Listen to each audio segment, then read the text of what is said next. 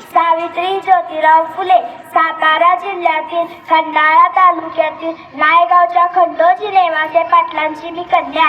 अवघ्या 9व्या वर्षी ज्योतिराव फुले या माणसाशी माझं लग्न झालं आणि हळूहळू मला कळायला लागलं की ज्या माणसाशी माझं लग्न झालंय तो काही साधा सुद्धा माणूस नाही, तर या जगाला ऊर्जा देणारे एक क्रांती सूर्यच आहे. त्या काळी बायांनी उमरा वलांडायची पद्धत नव्हती. बाईच्या जातीनं कसं आपण बरं आपलं घर बरं आणि घरातली माणसं स्त्री पुरुष उच्च नीच असा लई भेदभाव होता. पण या सर्वांचा एकच उपाय होता, ते म्हणजे शिक्षण. शिक्षणाचा ध्यास हा एकच विचार ज्योतिरावांच्या मनात होता. पण एकदा ज्योतिराव शिक्षणाचा प्रसार करत असताना फरार नावाच्या ब्रिटिश मॅडम त्यांना म्हणाल्या, सावित्री मिस्टर फुले, तुम्हाला शिक्षणाचा प्रसार करायचा आहे ना, so educated woman first, because if the woman educated the whole house will be educated. पण तुम्ही माणसं तर वुमनला घराच्या बाहेरच पडू देत नाही. So bad, so bad. Mister Phule झालं ते घरी आले की माझ्याकडे पाटी पेन्सिल घेऊन आणि मला म्हणाले, सावित्री आजपासून मी तुला शिकवणार.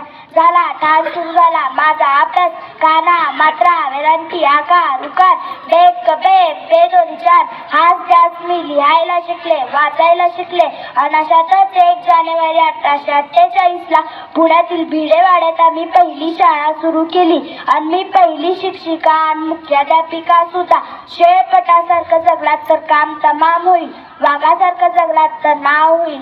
काही कर्मठ लोकांनी तर माझ्या अंगावर शेण चिखल फेकले, तरीही मी ते सहन केलं. आता माझ्या सहनशीलतेचा अंत झाला होता आणि अचानक एक माणूस माझ्या समोर येऊन म्हणतो, ए टवळे, कुठे निघालीस? आधी आमच्या पोरी बाळांना शिकवण बंद कर. अगं, तुला तुझी अब्रू प्यारी आहे की ते शिक्षण? कदाचित त्यांना माहीतच नसावं की आम्ही सुद्धा ज्योतिराव पैलवानाच्या पत्नी आहोत. ते अशी घेतली आणि सनकन त्यांच्या कानाखाली सुनावलं, आज आलंय थोबाड फुटलंय, पण उद्या मात्र आलास ना तर तुझ्या रक्तानं ही धरती रंगवेन. स्त्री कोणत्याही जातीची वा धर्माची असो, ती नेहमी अत्याचाराला बळी पडते आलेली आहे. अहो, एखाद्या सतीचा नवरा वारला म्हणून तिने सती जायचं? आपला नवरा वारला म्हणून त्यात तिचा काय दोष असतो?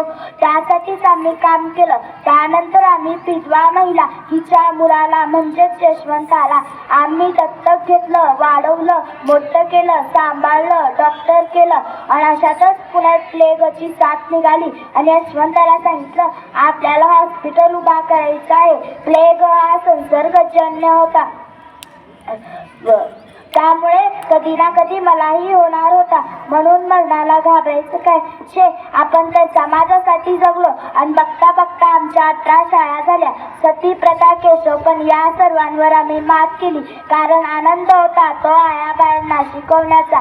विद्येविना मती गेली, मती विना गती गेली, गती विना वित्त गेले, विद्येविना शूद्र खचले. इतके अनर्थ एका विद्येने केले. म्हणूनच मुलींना वाचवा, मुलींना शिकवा आणि या देशाची साक्षरता वाढवा. धन्यवाद.